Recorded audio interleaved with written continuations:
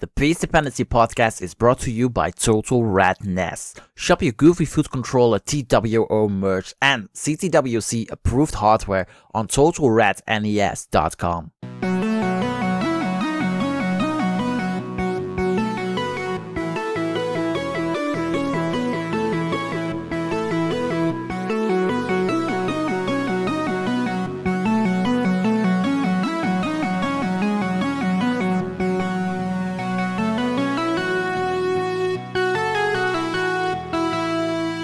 Welcome to the Peace Dependency podcast. I'm your host, Frank, also known as Sir Macer. Last month, the Classic Tetris community received the news that Martìn, better known as Pepe within the Classic Tetris community, had passed away.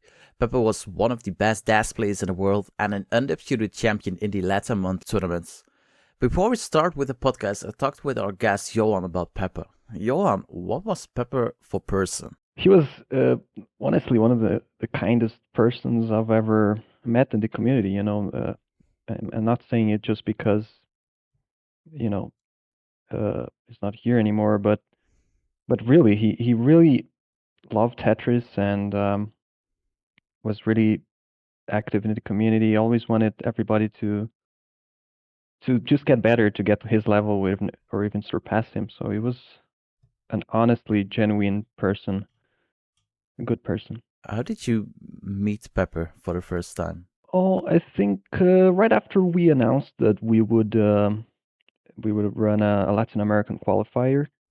Yeah, that's when I got in touch first with Pepe, but he was already in the community for a little bit. He was kind of raising up on CTL really fast and climbing up the ladder to be a great player. What kind of impact did Pepe have on especially the LATAM community? Well, everybody looked to him as an inspiration, I think, in Latin America, because he was so good, so maybe ahead of most of us. He was kind of like our Korean of like the early CTMs, everybody looking up to him, and as a as a DAS player as well. Most of us are DASers, and he always showed how good a DAS player could get in such a short period of time if you really grind the game and play. Mm-hmm. Like he always wanted, like he always said, play Tetris, goddammit, or Juega Tetris, caramba, as is in Spanish. What does that mean? Yeah, it just means like play more Tetris, goddammit. That was like his catchphrase in our server. He would say that a lot, when maybe someone was playing another game or doing something else. It was kind of funny, it was like a rant by Pepe. No, play more Tetris, or like that. How did that catchphrase start? Well, let's see. I don't know exactly when it started. I think maybe we were playing Among Us, I think, on our Discord with a few LATAM, and then he said that in the chat, like, no, stop playing that and play Tetris. And how will you remember Pepe? It's still so recent. It's kind of hard to it even, is, yes. It's hard to believe that, but I will remember him, like I said earlier, as this person that loved the game. Even he played other versions of Tetris before Classic, and he really loved to play Tetris. Honestly, that was his passion, I think. And remember as definitely one of the role models of the Latin community and the whole Tetris community as a whole. It was a difficult time for us all, but we're going to do what we love to do, and that's being passionate about classic Tetris. And passionate, that is our guest. He is known as the standard of Tetris, fist pumps a lot in his play, and he's one of the leaders of the Classic Tetris LATAM community. He is also the only one who participated in all 4 Kingsman Inventational tournaments. Our guest for today is Johann. We talked about Classic Tetris LATAM, CTWC, Kids Pal World Cup, and much more. This is our conversation. Johann, welcome to the Peace Dependency podcast, and thank you for doing this.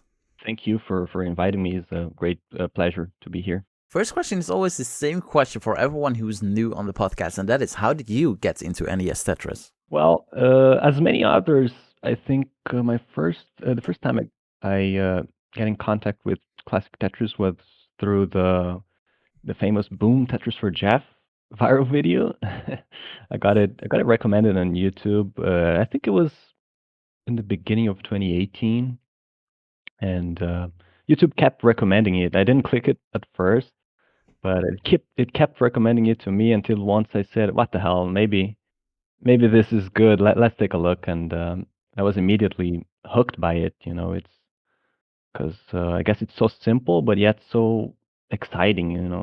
Especially matches. What made you decide that you wanted to click that video after being recommended so long? I don't know. I think it was just YouTube insisting so much, but I'm glad I clicked on it, of course.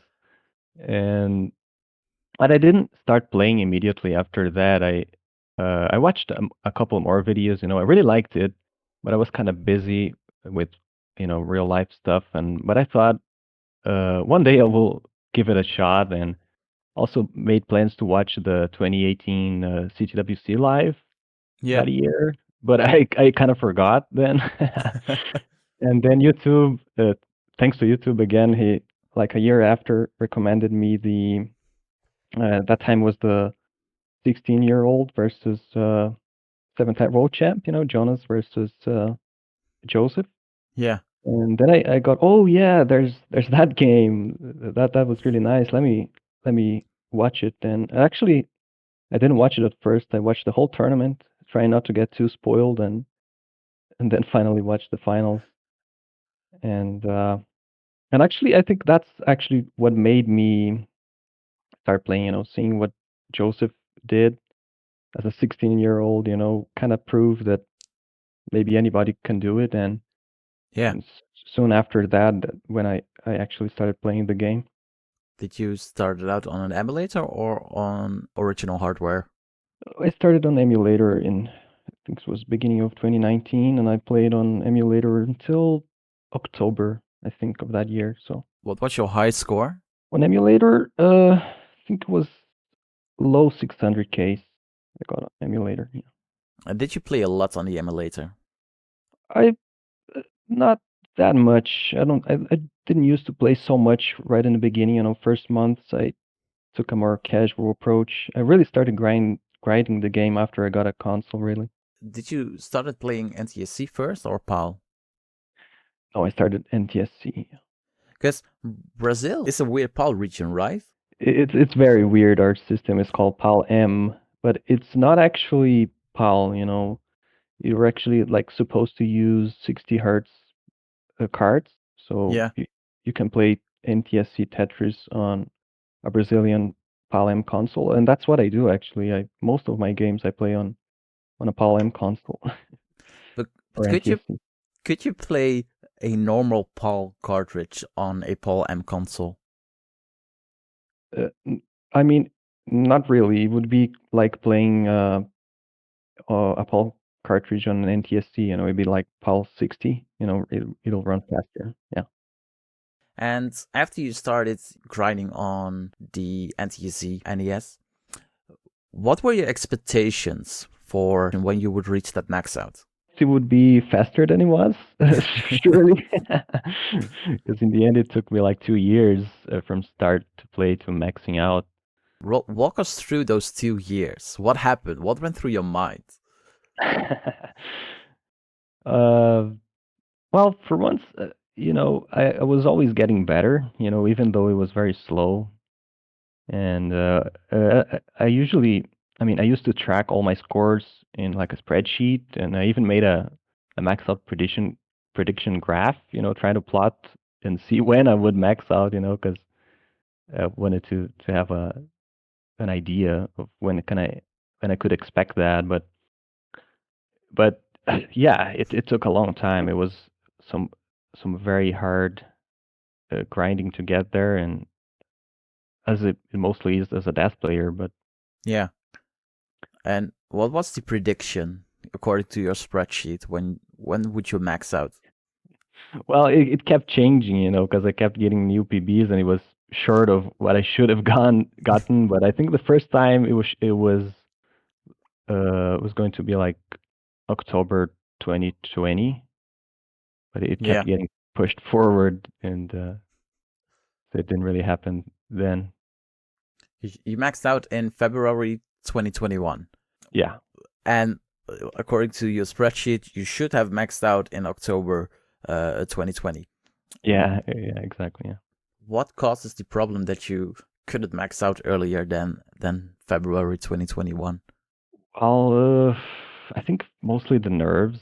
I mean, you probably have experienced it as well. When you're in a PB pace, or you see you can beat your PB, you your mind stop working. You start getting so nervous and maybe misdrop, or just don't know what you're doing anymore, and you choke it. And Yeah. imagine that happening every single time you're getting a PB, and the next PB is like just 30K more, or something like that. So it kept happening over and over again, and especially when I was really close, I got like 5 or 6 1-aways before for actually maxing out. How frustrating is that? Oh, it's really frustrating, yeah. And especially like in my cases, it was like always my mistakes. It's not like because the game didn't give me the right pieces or anything. It's just because I messed up in the end, and fell short Yeah. one Tetris. It's really frustrating, but I always try to keep an easy mind on it, and try not to put too much pressure. And ever thought about I'm going to quit? No, not really. I never thought about quitting, honestly, no. All right. I think anybody can max, if you play long enough, anybody's capable of. What are your current goals in Tetris? Honestly, lately I just want to have fun, because after you play for so long and so hard to get to a goal, you just want to chill a little bit, So later I'm just playing basically competition, I'm not practicing too much offline anymore. So taking a little bit of a break from Tetris, but I do want to get like 1.1 and participate in some other high level tournaments and stuff like that. But I don't have like a major goal of being the best player or something like that. I think that's out of reach, honestly. So fun for you is playing in competitive matches. Yes, yeah. I mean, especially like LATAM tournaments, I really like those, especially, I guess. Are the LAT tournaments your favorite tournaments to play in, or do you prefer a CTM or CTL? Well, I'd say LATAM, but mostly because of the community, because it's such a nice community. But I do like CTL as well. It's a really nice concept of playing people of your skill level, and I've been in CTL for 9 seasons, I think. So Yeah, I really like that as well. Yeah. because you're known as the standard in CTL. How did that nickname came together? Well, I don't know exactly who came up with that, but basically it started way back, uh, mostly because of the way I used to play, or I still play like that, I guess. Not making too many crazy things in the game, not going for the dirty Tetrises or center wells, basically no spins or tucks. Just playing a standard game, like right well, playing clean. That's how it started, and it kind of Yeah. got like uh, I don't know, consolidated after I my my runs in Division 5, where I got the same number of wins and losses a couple of seasons. So basically, I won and lost the same number of games pretty much every season on Division 5 there. So Was that on pretty purpose? standard. No, some people said that this could not possibly not be on purpose, but never. I never. How could you like go to play 12 games uh, like going for that? No, it was never on purpose. No. Is it a nickname you want to stay, or do you want to have a different nickname in the future? Oh, interesting question. No, I don't mind it. I like it. I like the nickname. I'm trying to be less standard lately in my plays, but I don't mind being called that. No. Does that work to be less standard in your play? Or do you keep falling for the same old, same old? Yeah, it's a slow process, I think. I'm trying to be more creative, like in my stacking, and but I still don't go for any like 30 or center ball and stuff like that. So yeah, it's kind of working, but slow. Did you have a coaching session with Feller, and he said that your play was really standard? It was flat and practically safe as possible could be. It did, yeah. I got two coaching sessions with him before maxing out, and yeah, it was kind of really funny because he said that he never thought he would have to give me the advice of spiring more, when playing, because I never spired or anything. I really so that was quite interesting for him to have to say that, to a player, spire more. Whereas usually you'd say don't spire, Yeah, So it was quite interesting. and it worked. Oh, no, that advice did not work. Sorry, Valor. I follow all of his advices except that one. Sorry. You're one of the hosts of the Wednesday night Elo battles. How did you start doing the Elo battles? I think when I think Vernie and Voxy who came up with that concept, and I found it quite interesting, and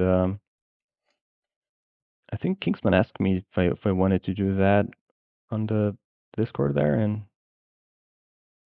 yeah, that's how I started. But I always like to restream as well. So, What's your most fun match or your best match that you ever restreamed? well, there's one match in particular where it was it really stick to me. It was like, I think it was Picarik versus Hufflepuffus, when both of them were like not very known in the community. And what It, tournament was it? I think it was CTM community tournament, Okay. perhaps semifinal, something like that. And then it was just so crazy how well they played, like, because, community tournament back then was mostly, I don't know, a lot of early top outs, really fast matches. But I went to like double kill screens and some crazy games, like I I knew like Hufflepuff and Peak would have a great future watching that. That was quite an interesting match to have restreamed. And how did you start in restreaming? I started after well, quite early on my competitive, I don't know, experience. I guess I started restreaming for CTL Yeah. because you know I thought my English wasn't that bad, so it was also a way to practice it, practice the speaking. I thought, what, this might be a good opportunity, and to also get that from it, and help out the community as well. You're also known for the fist pumps. Where the hell did the fist pumps came from? Yeah, I think Tugi told that story many times on his channel as well. But basically, it was a match that he restreamed between me and Merlando, Yeah. and then I think after one Tetris, I went to like scratch my head or something, and Tugi thought it was a fist pump, and and then I think I thought, oh, he thought it was fist pump. Let me show you what a real fist pump looked like. I thought to me, and then as I was doing that, I forgot to rotate the long bar, and, and so I made this huge misdrop, fatal misdrop, and it's a quite funny clip if people can check it out, I guess, on Tuki's channel. And then you do it every after every victory. Yeah, no, nowadays I do it every single Tetris I get on a match. I sometimes I did more, but sometimes it could be distracting as well. But so I usually do on the first. first Tetris and then on the victory. Yeah. Oh, nice.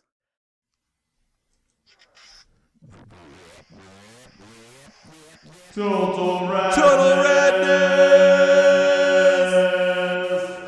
Yo, this is Steve DeLuca of Total Radness, home of the Tetris World Order. Bringing order to a chaotic world. Ready to get rolling on the right side?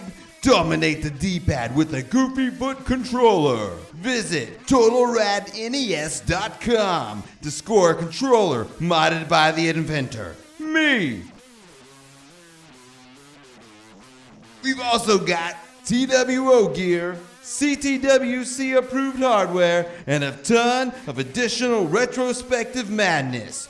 Tune in to twitch.tv/Total Radness to watch Quaid and I take the BLV to 11.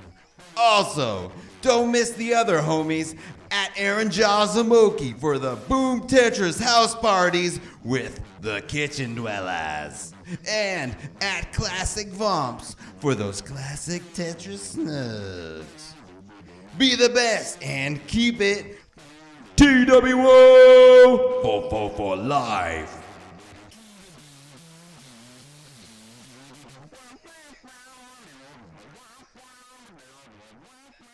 We will return to the conversation with Johann in a minute. But first, if you like the Peace Dependency podcast, help us grow. Please share the podcast with every Classic Tetris fan. Follow us on Twitter and Instagram at Peace Dependency. You can also like our Facebook page, Peace Dependency Podcast. Subscribe to our YouTube channel. We will have all the podcasts uploaded at full length. Also, you can listen to the Peace Dependency Podcast on Spotify, iTunes, Google Podcasts, or your favorite podcast app. Join the Tetris Friendlies Discord server. Besides the fact that it's the place to discuss anything PDP, you can also participate in some lovely friendlies or put your ELO on the line in the various ELO battles. If you have a suggestion who we need to have on the next Peace Dependency podcast, let us know through your socials, the Discord channel, or send us an email to peacedependencypodcast@gmail.com. Now, let's go back to the conversation with Johann, where we'll be talking about Classic Tetris LATAM. Hey, you're one of the leaders of the LATAM community. For me, the LATAM community came into picture during the CTWC LATAM qualifier, and it's gone stronger ever since. How did the LATAM community become the LATAM community? Well, I think that's quite a long story, I guess, but we have time. Yeah, I'm sure we do. Yeah. Well, it all started because the Discord server wasn't Classic Tetris LATAM in the beginning. It was actually Classic Tetris Brazil. Yeah. And it was Japorto, the one who created it back in the end of 2019, I think. And at first there wasn't much people active from Brazil or from LATAM even. So it was basically me and him who really played in tournaments. So the first months of the Discord were really slow, just a few people. But then when CTWC announced that the CTWC was going to be online in 2020, that's when Japorto reached out to them to see if perhaps we could run a qualifier, and they said yes. So basically, he gathered up a team. It was me, him, and True Enigma to try to organize this, and we wasn't sure exactly what we're gonna do. The first idea was CTWC Brazil. Yeah. And but I think the one who suggested that perhaps we could expand it to maybe South America or Latin America was Chris Forrest. Yeah. I think he always had this grand vision of regional communities and tournaments, and he suggested that. Yeah. And then we discussed it, and we thought it was a great idea, actually, because like I said, there wasn't all that many players. We weren't even sure we could get like 8 people to fill a bracket. Yeah. And so we decided to be Latin American qualifier, and all looking back, it was best decision ever made, honestly. And that's basically how it started. We started advertising the qualifier, and a lot of people came in. People came out of retirement, like Alejo, and Alejo was one of the first Latin Americans to ever play in tournaments, Yeah. really. But he was retired, and when he heard about it, he came back. Pepe was just showing up at the scene at that time, and I think that's basically how it all began. And why didn't you stick with only South America and went for full Latin America? Well, if you look at it, it's not all that much difference. You know, of course, there's Central America and a few Latin countries there, but I guess it was just to include more. Yeah. You know, there was a few people from Mexico as well that could play, and Rory lived there as well, so it was one, and it was just trying to reach more people, honestly. How did the LATAM community grow from CTWC LATAM for moving forward? Yeah, our first the CTWC Latin America qual had 16 players, Yeah. and actually the qualifier itself, you know, after it happened, that draw attention, and a lot of other new players came into the scene. And because it's actually also a fun fact, we actually ran a second qualifier. It wasn't official, but we did run a second one with donations from people, and we basically raised money to more entry fees. Yeah. And so yeah, second one had 21 people, and people kept coming in, and now it's kind of like we run regular events with about, I don't know, 20 to 30 people every month. Who's in the team and who does what? We have a whole team of moderators and admins. You know, there's Guerrero. He also runs other tournaments. You know, he likes to organize like Nations League for outsiders as well, not only for LATAM. You know, there's Mendion, Alejo. There's a few there Pollo as well. You know, I think you know him. He's trying to organize CTWC in Mexico. Yeah. Going to help And with that. yeah, oh yeah, nice. Glad to hear that. And so yeah, and the original guys like Chaporto and Enigma still around and help out. Like you said, you were granted one official CTWC qualifying tournament. What was it like to organize it, reach out to the players, and in the end broadcast the whole tournament on Classic Tetris? Yeah, it wasn't an easy task. We had never run any big tournament like that, and I think that's where I kind of stepped up to the community, you know, and try to help out as much as I can to manage it all. And I had some experience with restreaming, so I was kind of in charge of the stream and stuff like that, and that's where I kind of became the face of the community, I guess. Not really that I wanted that, but it's just that I try to raise up to the opportunity we were presented with. Because it was the first major tournament organized by LATAM. It was, yeah. Hopefully the first of many, and I think it's going to be, as because right after that we have now monthly tournaments, and I'm sure we have some other big events in the future. I didn't watch the broadcast live because it was late in the evening when that tournament was hosted, and it was night here in Europe.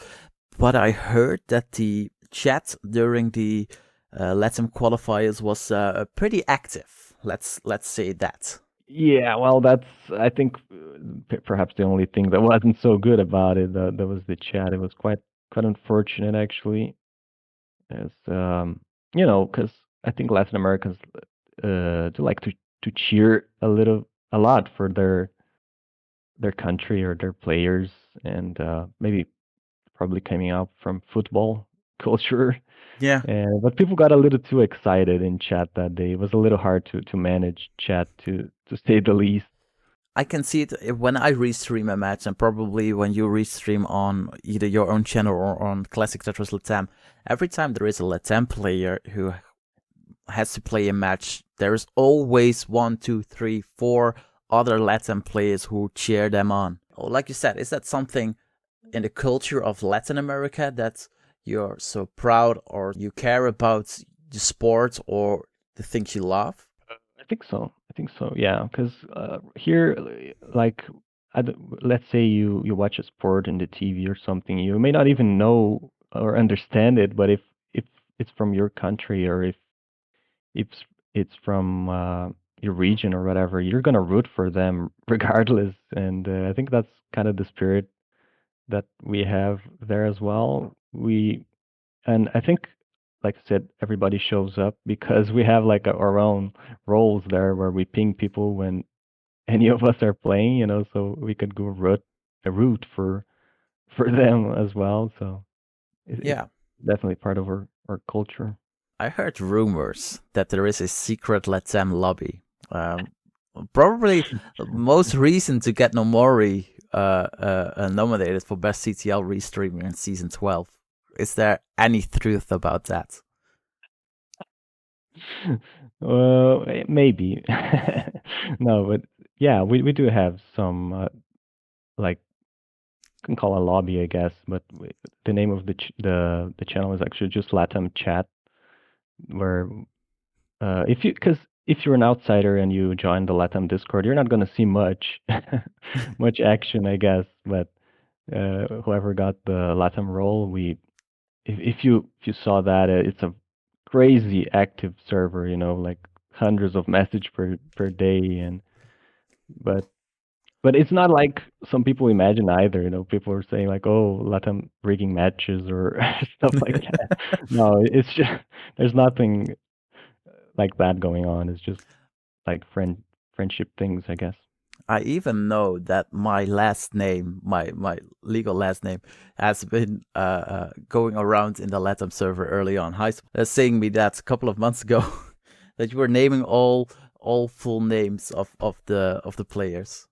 Oh, yeah. Well, there's a few people there who like to look into that stuff on Instagrams and stuff like that. I've been a victim of that as well. Like we said, LATAM has a NTSC monthly tournament, which already has 3 tiers. And forgive me if I pronounce it wrong. You have Promesas, that has the bottom 8 seeds of the qualifying battling it out. Mufados, who is a tier below the top tier. And you have Copados, which is the top tier consisting of the top 7 seeds of the qualifying plus the winner of last month's Mufados tournament. You also have a LATAM League, a bi-monthly poll tournament. And all these tournaments are open for people from LATAM or have a LATAM connection. Was it always the plan to expand to, well, what is it? 4 tournaments and 1 tournament with 3 tiers? No, not really. Well, I mean, we did plan to keep expanding if more people came in, but it started as 2 tiers and nowadays it's 3. And we mostly split up the lower tiers to be more fair to the new players, because it's hard to go like against the first seed in a tournament and just get destroyed or whatever. That's why we created another one. And then we might have to create more for sure in the future. Although lately it's it doesn't seem to be growing so fast anymore, but maybe it'll keep growing. And are there more expansion plans or more tournaments that are coming up? Well, Guerrero always has like lots of tournaments ideas. We sometimes even have to turn him down and say, no, that's too much. We already have so many coming up, but not really. I think we're definitely gonna have, like, regardless if CTWC is online or not, we're gonna do one big event this year, and there is like always a few new ideas and that we may do. We're hosting a min-out tournament this month, actually. It's also just for LATAM, but it's just a fun min-out tournament. And actually, was Pepe who came up with the idea, and Yeah. he really wanted to play in that, but well, we're gonna do it anyway. I asked the same to my Winkers last podcast, and that is, how different is it playing with people from your own regional community versus people playing against the international players?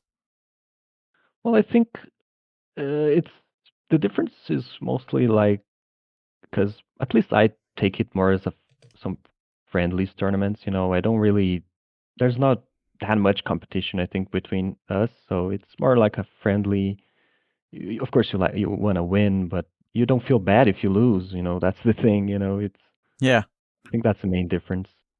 And there are also some tournaments that are open for international players, like the Nation League and Das versus Step. How did those two tournaments came together? Yeah. The Nations League was Guerrero's idea. He, we have our own like mod channel. He came up with that, and we all thought it was a great idea. Kind of like not a kind of like an Olympics or something, because it's teams, a team effort. Nations League, Yeah. and it's a quite interesting concept, and it's currently under its second edition. And Das versus Tap, it was literally like just a fun experiment, to make DAS players play Tap and Tappers play DAS, and see what happens. And Pollo was the one who came up with that. And there's one weird stuff, the hybrids, they're clearly too overpowered for that. It hasn't finished yet, but I'm sure a hybrid will win that. Probably, yeah. Yeah. What's so great about the LATAM community? I think this the friendship that we built there, it's probably the greatest thing, and everybody pushing each other to get better, to improve in Tetris. And Maybe also because you're all DAS players? yeah, most of them, most of us are DAS players. I think, and I think that has to do with most of us being slightly older in average. If you Yeah. take the whole community the whole scene as a whole, we're in average we're going to be older probably, so we're Yeah. mostly dancers, but there's a few tappers. Yeah. And which of the LATAM players do we need to look out for? Oh, and I'm gonna have to go with a tapper in this one probably. I think Guerrero probably is probably one of the rising stars of Latam for sure. He had been he's really fast in terms of tapping speed, Yeah. but his tacking was always lacking. Pepe was one who was really trying to help him out and say, you're so fast, man. You have so much potential. You just got to stack better. And looks like he's finally improving that. And so if whenever he really gets his stacking together, he's definitely going to be one of the top players, or definitely has the potential to become one of the top players in the whole scene for sure. Yeah. And one of the favorites to win the Copadas? Well, I guess. Because I know Mexico also has two pretty amazing players. Yeah. Yeah, true. Yeah, there's Doge and Pickerick. And Oscar also. Oh yeah. Oh yeah. Yeah. Sorry. How Three could I forget? amazing players. 3. Yeah. Yeah. Oscar has recently it did won the last month, and it was the first time Pepe had actually lost a Copados. So he's definitely stepping up his game. Starting tapping on 19. That's really helping him out. So yeah, the Mexicans might actually start dominating Copados from now on. They sure have the skill to do that. Yeah. And will there ever be a nations match, as in players, a team of 3 or 5 of the countries within the LATAM community playing against each other. I was talking to Pollo a couple of weeks back, and we are discussing a Mexico versus Benelux matchup. Team of 5, best of 5 matches, and if you win your match, you get a point for your team. And I was thinking, like, LATAM has a LATAM league, but I think there are only 1 or 2 players participating per country. Yeah. Yeah, because I think if you have a team of 3 or 5, you could really determine who's the best country in Latin American Tetris. I think that's a great idea, actually. We made actually. Going to steal it from us. Yeah, if you may allow it, because we're kind of copying everything, as they say. We copy CTM, and we're the China of the world, I guess, in a way. The cheap ass copycats. Yeah, but that's a great concept. I like it. We may start that. Who do you think will win that? If you have a team of 3 per country, who do you think will? Yeah, because I don't know if a lot of countries do have 5 or more players. Let's say. Yeah, there's a few that may not have, like Chile. There's more than 2, but only 2 really top players, for instance. And Colombia, yeah, but I think it could be done with a team of 3, and I would say probably Brazil and Mexico would be like the favorites for that. I would have said Argentina, but you know why that may not be the case anymore. But still, of course, it's going to be a strong contender, regardless. But I do expect copyright credits whenever Yeah. you're going to do it. Okay, yeah, that's fair. Last year for CTWC was online. You participated in CTWC. You were qualified as seed number 59, so that means that you made it into the top 64.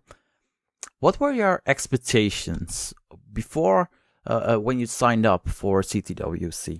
Well, I mean, before even signing up, it was this huge opportunity, because for maybe someone from Brazil or Latin America, it's not easy, to ever go to Portland and participate on a in-person event. So this was like perhaps the only opportunity we were going to have to get in.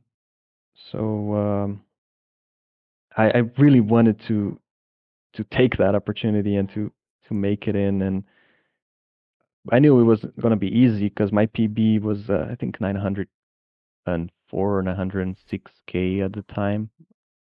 Yeah, I registered for it, and I wasn't even sure that was going to cut it, and it wouldn't. Looking back, so I really just wanted to get in and to participate. were you surprised that you got into the main bracket, given the fact that you didn't have a Maxout at that time, and in retrospect, the cutoff score was 919? Really surprised to do so well in the qualifier. Honestly, obviously I wanted to do my best, but I thought my chances were slim of making it in, but because and I don't know how, but I PB'd in the qual and was one of the 2, I think, only non-max outers to have made it to the 64 bracket. What did you think when you saw your qualifying group? Oh, I think it was just a pleasure to be alongside players like legends like Harry Hong and Svavar. Yeah. I actually really hope to play one of them. That didn't happen, but it still was just great to be among those players, for instance. Yeah, and then you lost your first match against Pixel Andy. It was a sweep, and then you need to go through the losers bracket. How did you experience the loser bracket? First, it was good. There was second elimination, double elimination. Sorry, because I had another chance. I knew going against Pixel Andy was going to be absolutely, pretty much impossible. But yeah, he's the eventual runner-up.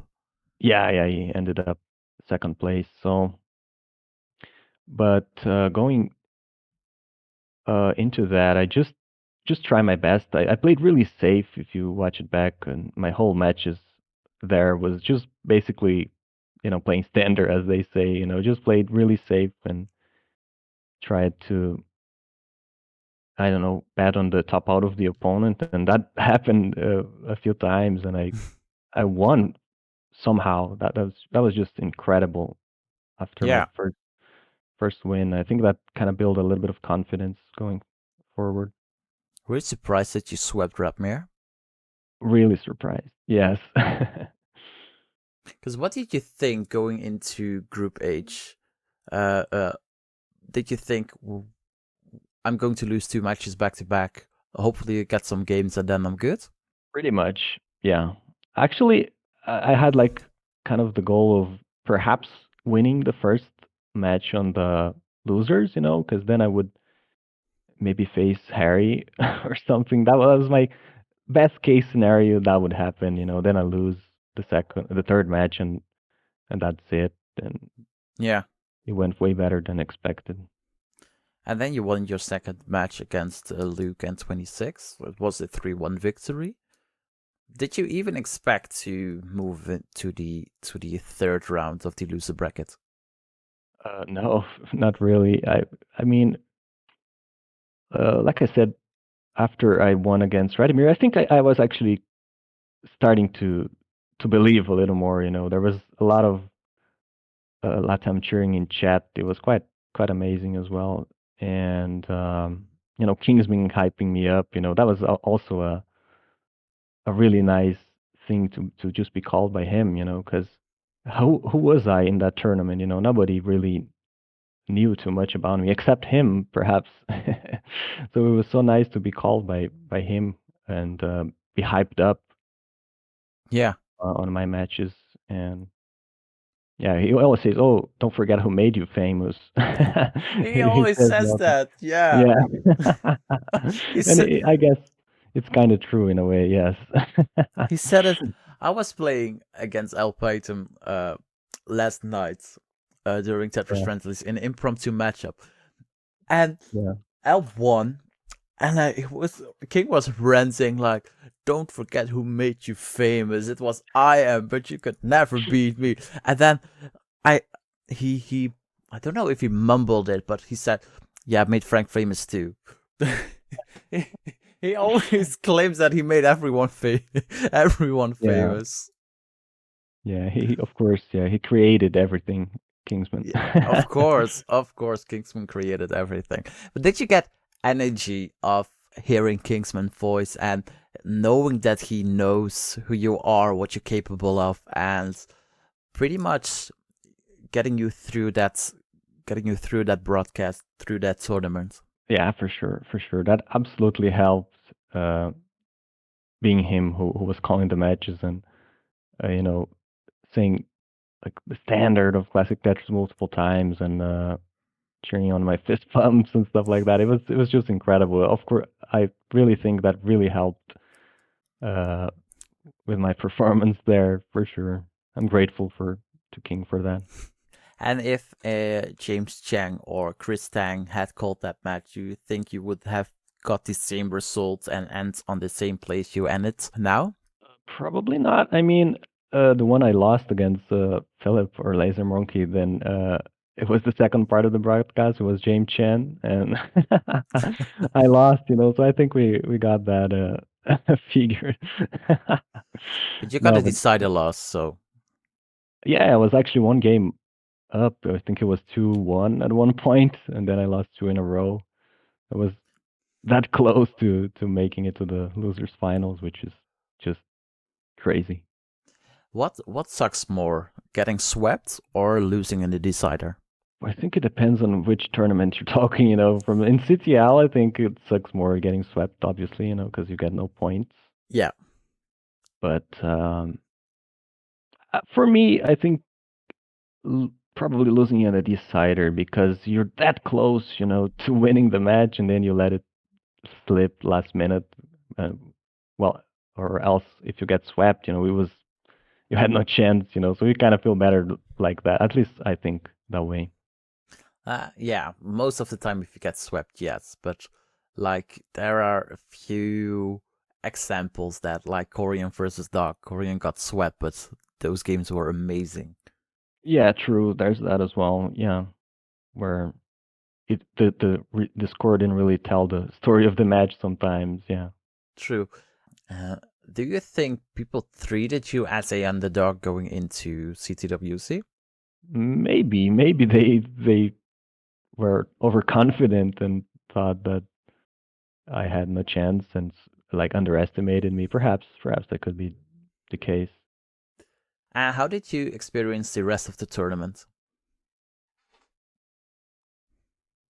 Oh, I think it was the greatest CTWC ever.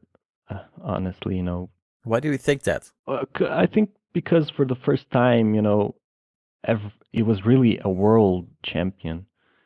I even saw that say that to Vince afterwards. How amazing that was. That everybody from around the world, like Nenu or me, Pepe, people that might not have had the chance to go to Portland to Yeah. participate. So it was, in my opinion, the greatest tournament because of that, because it really gathered up all the best players of the world. And you being a regional leader, did you already have some news that CTWC is going to be 100% online this year and that you can host another regional qualifier? No, I don't have any secret information in that. No, not really. Just like uh, all of us, I guess, just still curious to how it's gonna be this year. What do you think? Oh, I think it's gonna be online again. It's just, I think the USA had vaccinated a lot of people, so maybe they perhaps could host something, but I don't know. It wouldn't be the same thing, I guess. It's still there's gonna be restrictions, travel restrictions, and that kind of stuff. I kind of hope it's online, but of course we all want for it to be back in person eventually, but perhaps not this year. We'll see. Hey, you're not one of the only. You are the only person in Classic Tetris who participated in all 4 Kingsman Invitational tournaments, or will participate in the Kingsman Invitational tournament, because your Kit 4 Paul World Cup group still has to be played. Yeah. What is it that you keep coming back to the Kingsman Invitational tournaments? Well, I love that tournament, honestly. Maybe because I really like Kingsman, and he's my friend, but uh, and not sure that there's so much merit to that to being the one, because the first two were basically really invitationals, and it was for like the lower divisions in CTL, so a lot of people didn't have the opportunity to get into the first two. Yeah. But the other two had play-ins, and I really did my best to make it in, and it's a really fun fact, even though it may not mean all that much to be the only player to have participated in all of them. And I'll continue to, if there ever was a fifth one, I'd surely do my best to get in. Do you think that Kingsman should make you a automatic invitee from now on? Oh, perhaps, yeah, we could suggest it to him. but but then it would, maybe not be too fair. I don't mind as long as I can play to get in. That's fine. Of the 3 you already participated in, which one is your favorite? Well, the first one I got probably the closest to winning a tournament I ever got. I was 2 up against Stillbox in the finals, and I got reverse swept. Oh, So that was that's pretty sad, actually. But I think the second one I liked a lot as well, because I like this format, just like the fourth one is going to be, where it's a World Cup format. Where yeah. there's a group stage, and then the top players in each group get into the final bracket. I think that's a underused uh, you know tournament style, I guess, or a way to make tournaments in the community. I actually always wanted to run something like that in LATAM. Perhaps that's coming eventually. I really like that format. I think there should be more tournaments like that. So I think that's one of the greatest aspects of the current kit and the past one as well. Yeah. It's really fun. And the latest installment of the Kingsman Invitational Tournament is on the PAL version, so the 50 Hz version. We talked about that Brazil has a pretty weird, it's a pretty weird PAL region. It's a PAL M region, so you need to play on 60 Hz. But how did you work around getting to play on original PAL? Yeah, so we basically either got to play on emulator or somehow get a compatible console. I have a weird clone console where I modded so it can actually. It's kind of like a Retron where there's a switch, so Yeah. you can play both PAL and NTSC. And mine doesn't have the switch, but it does have the internal wirings and pins. So you just gotta mod it, and so now I can actually play PAL on console, and it's it's such a different feeling, honestly, because emulator, as much as especially on PAL, I guess it just doesn't feel right. It's so hard to play, unfortunately. Because have you tried the PAL emulator? I did. Yeah, I played it in one CTP, even on emulator, and you can feel a crazy big difference actually. And then as PAL is slightly faster, that kind of gets worse. Like 19 is absolutely unplayable on emulator, from my Yeah. experience. And but even on 18, it's just it feels so much fluid. The dash control so much better. So You use a different color scheme with permission. Why is that? because like I said, I modded my console, but it wasn't quite right at that time. I needed to change the crystal inside to a PAL one, so it was outputting a weird signal. The TV didn't like it either. I got a headache just by playing like that. It was kind of the image was kind of a weird refresh rate or something. It really gave me a headache, but Yeah. it was Kid Paul. I had to go through that. It doesn't matter. I just took some I don't know medicine after, and it was fine. It didn't look great, obviously, but nowadays I fixed that, and I'm gonna play with pretty colors on Kid Paul now. You had to play a play-in match against Dan Finke. You ended up sweeping them. Did you expect that?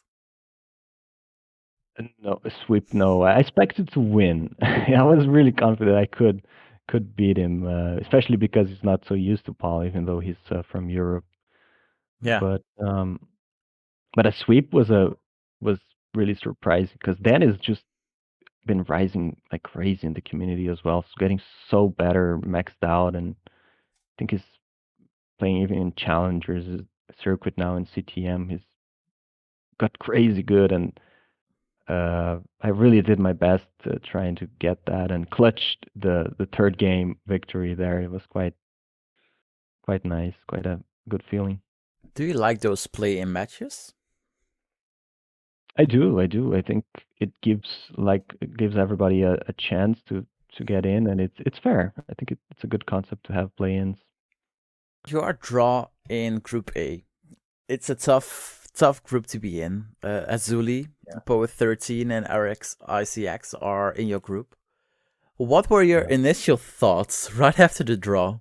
Oh, I thought I'm screwed, but at the same time, it's gonna be a pleasure. Eric is the first ever PAL Maxouter. So playing Yeah, against him is gonna be quite nice. And Poet as well is kind of a legend in the community in some ways. Poet is Poet. So yeah, exactly. So I think it's gonna be fun regardless. But I don't really expect to make out in the top two. I'm gonna try at least to maybe be third. Get a few good games here and there. What is your expectation of Eric versus Poet? Oof, that's gonna be really it's anyone's game, I guess, because Poet certainly has more experience in PAL than Eric, but But Eric is a absurdly fast tapper. He can fling pieces around like crazy. So I mean, it's anything can happen. I can't really pick a favorite in that match. Yeah, I mean we saw what Eric can do on PAL. We saw what Eric can do in competition play. He played he played in the CTP finals last month against Adam MTS, and it was a best of 9. Went to a decider. Those two are automatic invitees into the Kid Paul, but Poet had to play a match. But Poet has I was researching this, and Eric is the first ever Paul Maxouter and was the top seed, quote unquote, in pool pool 1. Poet was the highest seed who had to play a qualifier match, so was the highest seed in pool 2. Hazuli is the second highest seed in pool 3. So you basically you are in a division, you are in a group with all top players of their different drawing pools.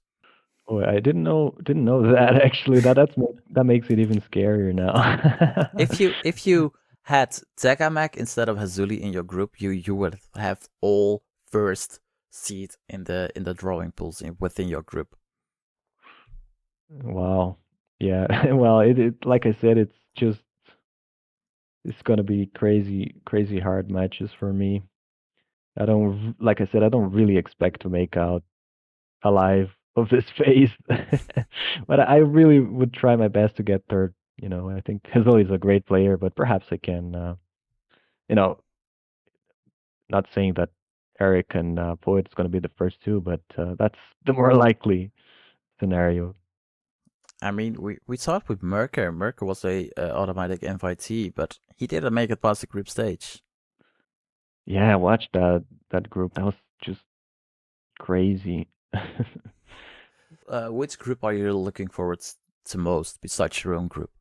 I think I'm a little curious to see Joseph playing Paul. I don't think we've seen much of him lately. He's even kind of not away from the community for a bit. I hope he plays Kid Paul. So I'm curious to see that, to see how he would fare. Yeah. In the PAL version. So that I'm really looking forward to watching that. If you're not going to make it in the semifinals, who will be the 4 players who will be in the semifinals? Oh, okay. Well, I don't quite remember exactly which face is which, but I think probably I bet Eric would get there. Adam, probably. Yeah. And then, well, Tega is really surprisingly good lately. Not only on PAL with NTSC as well. Probably one of the top DAS players these days. I think has a chance to kind of a little surprise there as well. Teka won the Love You Miss You Mean It tournament, Oh, yeah, the Jonas Neubauer Memorial Tournament. yeah. He's really stepping up his game lately, and perhaps Dog. I think he qualified for CTP now as well, and I even saw a Maxout picture. Not sure if that's true or not, unrecorded by him, so he can make an appearance there as well. Oh, that would be spicy, yes. Hey, my final question for you is, what are your plans to do in the future? I want to keep helping out LATAM mostly, keep trying to grow the community more. We have these dreams or I don't know, inspirations of eventually hosting a in-person qualifier. There's some very early thoughts in that and discussions, but it's still a few years away, I think, but it may happen eventually. And well, that's it. And have fun with this game, because I think that's all what it's all about in the end. Johann, thank you so much for being on the Peace Dependency podcast. It was a pleasure. Oh, the pleasure was mine. Thank you, Frank. And with that all being said, this will be the end of the Peace Dependency podcast. Thank you all for listening, and make sure you follow the podcast on Twitter, Instagram, and Facebook. Don't forget to join the Tetris Friendlies Discord server and follow me on the socials, @SirMazer. For now, have a great Tetris month, and I will see you all in June. Bye! The Peace Dependency podcast was brought to you by Total Red NES. Shop your Goofy Food Controller TWO merch and CTWC approved hardware on TotalRedNES.com.